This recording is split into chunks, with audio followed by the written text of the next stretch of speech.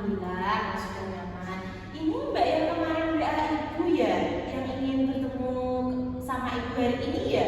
Iya Bu, saya Denista yang kemarin WA Ibu siang-siang itu. Oh, ini Mbak Denista. Kayak saya kayak gini, ini siapa ya? Saya kayak pernah lihat, tapi kayak remang-remang gitu loh Mbak. Ya Allah, kalau Mbak Denista, ya saya agak pangling. Karena sekarang makin cantik. Ya Allah, makasih Bu. Iya. Mbak Denista ini kelas 11 atau 12 ya? Kelas 12 aku. Oh iya iya iya iya. Masalah apa sih Bu? Iya ingat Ibu. Ya Allah Mbak Denista. Oke Mbak Denista. Ibu mau bertanya, apakah sebelumnya Mbak Denista ini sudah pernah ke konseling? Belum Bu, saya belum pernah melakukan konseling sebelumnya. Jadi Oke. baru pertama kali Bu. Oke ya Mbak Denista. Ibu jelaskan dulu ya apa yang dimaksud dengan konseling itu. Ya, konseling itu ada bantuan profesional dari seorang konselor pada konselingnya untuk membantu memecahkan permasalahan konselingnya. Nah, di sini yang menjadi konselor adalah ibu dan konselingnya adalah Mbak Denista. Gimana? Sudah paham? Sudah Bu. Oke, bisa diceritakan permasalahan Mbak Denista. Tapi Bu, saya itu ragu Bu untuk bercerita, saya takut. Kenapa harus ragu? Di dalam konseling itu ada sebuah asas-asas Mbak Denista. Yang pertama, ada asas kerahasiaan. Yang kedua, asas keterbukaan. Dan ketiga, asas kesukarelaan. Nah, asas kerahasiaan itu menjamin semua cerita Mbak Denista itu tidak akan muncul kemana-mana. Karena dengan datangnya Mbak Denista itu sudah sebuah amanah untuk ibu. Jadi, apa yang diceritakan Mbak Denista itu tidak akan muncul kemana-mana. Jadi, hanya ibu, Mbak Denista, dan mama yang tahu. Dan asas selanjutnya yaitu asas keterbukaan. Diharapkan Mbak Denista itu sangat terbuka ya untuk menceritakan. Jadi harus menceritakan semuanya masalahnya kepada ibu ya. Dan selanjutnya yaitu asas kesukarelaan. Dan jadi datangnya Mbak Denista ke sini harus dengan rasa sukarela, nggak boleh jadi paksaan orang lain. Nah, tadi Mbak Denista datang ke sini apakah paksaan dari orang lain atau dari sukarela Mbak Denista sendiri? Saya datang ke sini dengan kemauan saya sendiri, dengan sukarela dari saya sendiri. Alhamdulillah kalau dari sukarela Mbak Denista sendiri. Nah, sebelum mulai konseling, ibu punya kontrak waktu. Di sini ibu hanya memiliki kontrak waktu 30 sampai 45 menit karena ibu ada acara yang mendadak yang tidak bisa ditinggalkan. Nah, tadi ibu menyempatkan untuk berkonseling dulu sama Mbak Denista karena Mbak Denista lebih ibu pentingkan lebih terdahulu. Nah, nanti kalau masalah hari ini belum selesai, kita akan membuat jadwal lagi untuk pertemuan selanjutnya. Gimana Mbak Denista? Apakah setuju? Jadi boleh ya Bu untuk mengadakan pertemuan selanjutnya. Ya, boleh. Gimana Mbak Denista? Ibu, Oke, bisa diceritakan masalah Mbak Denista gimana? jadi gini Bu, kemarin kan di sekolah itu ada yang mengadakan berbagai lomba dalam rangka memeriahkan pensi di SMA 1 Bojonegoro yang ke-45. Ya, memangnya kelas Mbak Denista ikut lomba apa? Kemarin kelas saya itu mengikuti lomba pentas drama Cinderella Bu. Pentas drama Cinderella ya? Mbak Denista menjadi peran apa? Apa mungkin Mbak Denista jadi peran utamanya? Itu Bu, saya tidak menjadi peran apa-apa, saya hanya menjadi penyemangat di bawah panggung. Loh, kenapa? Kenapa Mbak Denista? Apakah Mbak Denista tidak suka dengan drama? Kalau tidak suka sih enggak sih ya Bu ya, tapi saya itu lebih ke enggak pede gitu loh Bu, kalau semisal ada acara apa-apa gitu, apalagi ada acara yang besar kayak gini Bu, saya untuk tampil di depan panggung itu, di atas panggung itu saya itu gimana ya Bu, merasa enggak pede gitu loh Bu, saya tuh malu gitu loh Bu. Kamu cerita sama ibu dan di sini hanya ibu dan kamu yang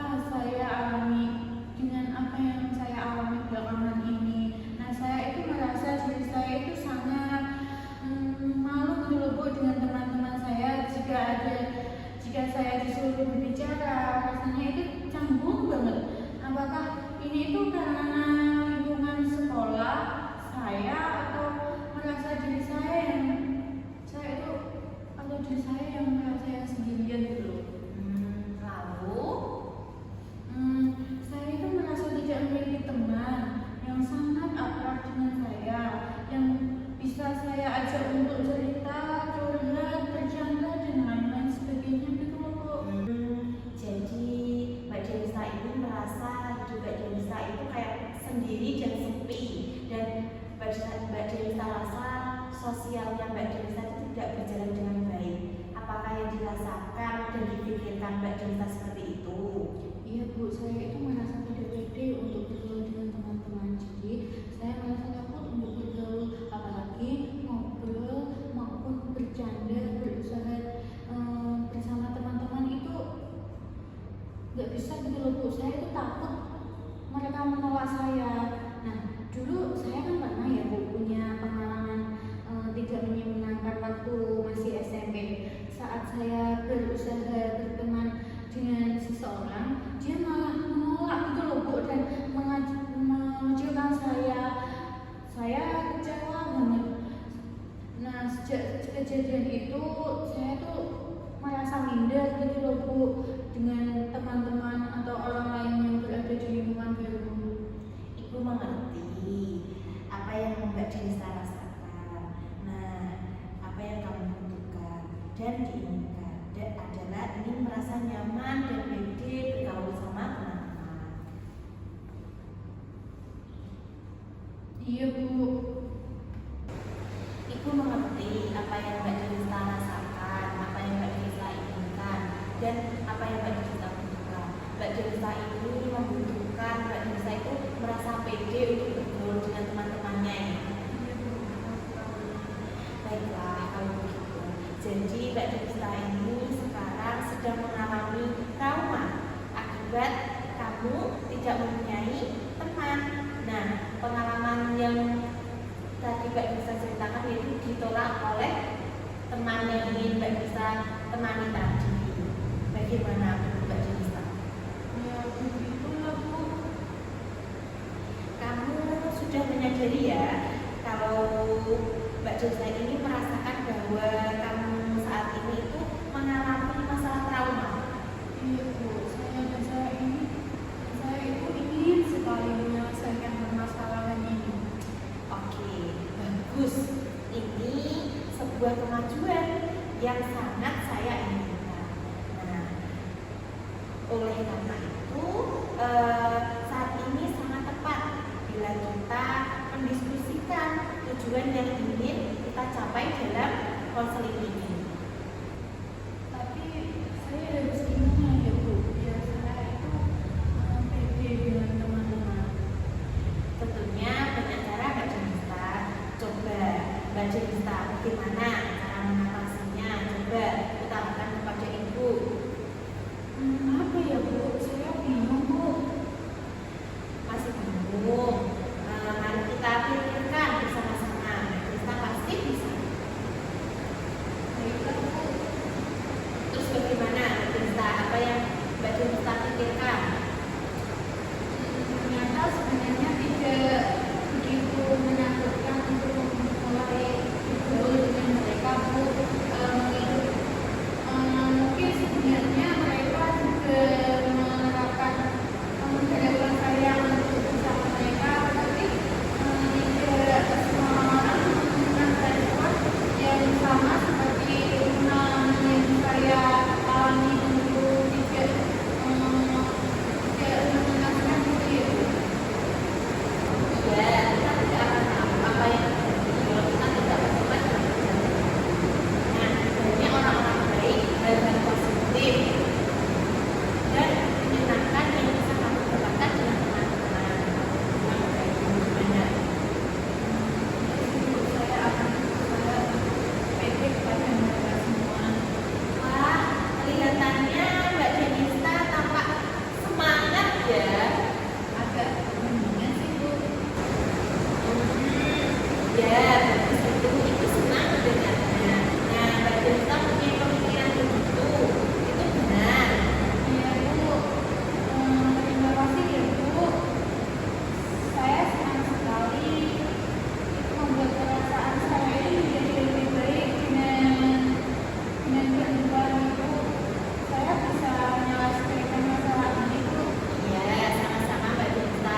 Tapi sebenarnya yang menyelesaikan masalah ini bukan ibu, tapi yang memecahkan masalah seperti itu adalah Mbak Denisa. Itu hanya membantu Mbak Denisa sebesar ibu. Terima kasih ya Bu ya. Nah, Mbak, sekarang apakah Mbak Denisa bersedia mengulas permasalahan yang dilewati oleh Mbak Denisa? Ya Bu, tentu saja. Jadi saya sudah bersikap keliru. Saya merasa canggung untuk berteman dengan mereka karena saya itu kurang pede. Rasa bersalah tersebut itu membuat saya menganggap kalau teman-teman itu membenci dan tidak suka terhadap saya gitu loh Bu. Nah, saya juga, hal tersebut itu gimana ya Bu, membuat saya menyendiri dan menghindar dengan teman-teman. Tapi akhirnya sekarang saya tahu bahwa pikiran saya tersebut adalah salah. Saya tidak perlu berpikiran seperti itu seharusnya dan merasa bersalah berlarut-larut lagi. Saya harus menjadi diri saya yang seperti biasanya. Iya Mbak Denisa, bagus sekali, ini suatu kemajuan. Alhamdulillah, permasalahan sudah dapat kita sedikit atasi ya, atau bisa dikatakan diatasi. Nah, dan Mbak Denisa sudah menjadi diri yang Mbak ceritakan seperti biasanya. Terima kasih ya Bu ya. Iya Mbak Denisa, sama-sama. Bisa diutarakan gimana perasaan Mbak Denisa setelah mengungkapkan tadi cara-cara untuk bisa bergaul dengan teman-temannya? Perasaan saya agak lebih bagus sih Bu, dan saya mempunyai planning untuk kedepannya bagaimana saya itu bisa bergaul dengan teman-teman dan memulai bergaul dengan teman-teman dari saya Bu. Alhamdulillah, harus sudah merasa lega ya Mbak ya. Dari pertemuan ini bisa Ibu cukupkan? Cukup banget sih Bu, karena saya sudah mempunyai pandangan untuk kedepannya. Dan terima kasih Bu untuk waktunya hari ini. Oke, sebelum Ibu akhiri pertemuan hari ini, apakah ada yang ingin ditanyakan lagi kepada Ibu? Sepertinya sudah cukup sih Bu. Oke, kalau Mbak Dina sudah merasa cukup. Tapi kalau nanti kalau ada masih ada hambatan atau kendala yang mempengaruhi lagi, bisa memicu lagi ya, bisa jadian dulu lewat WA atau bisa memicu di ruang kerja juga. Gimana Mbak Dina? Apakah berkenan? Baik Bu, saya berkenan sekali. Oke. Oke Bu, jadi semisal saya ini mempunyai permasalahan lagi dan permasalahan juga, itu bisa nggak sih Bu saya itu menemui Ibu lagi? Iya, bisa sekali. Apapun Mbak Cinta ingin ceritakan kepada Ibu, Mbak Cinta saya dulu atau bisa langsung menuju di ruang kerja. Nanti jadwalnya kita atur sebisa Mbak Cinta. Gimana? Baik Bu. Oke. Sudah paham ya? Dan sudah merasa lega ya? Alhamdulillah. Oke. Jadi Ibu akhiri pertemuan ini dan Ibu rasa Mbak Cinta semangat untuk menghadapi tadi cara-cara tadi untuk bisa bergaul dengan teman-temannya ya. Baik, senang. Ya, Ibu doakan Mbak Denisa bisa lebih baik dari yang tadi Mbak Denisa ceritakan. Baik. Oke Bu, terima kasih ya Bu atas waktunya hari ini. Saya mungkin sekarang akan ke kelas dulu ya Bu ya, dan sekarang sudah jam yang masuk. Terima kasih ya Bu, saya izin pamit Ya, Mbak dulu. Denisa, selamat Mbak Denisa. Terima kasih ya Bu. Ya. Assalamualaikum. Salam. Hati-hati ya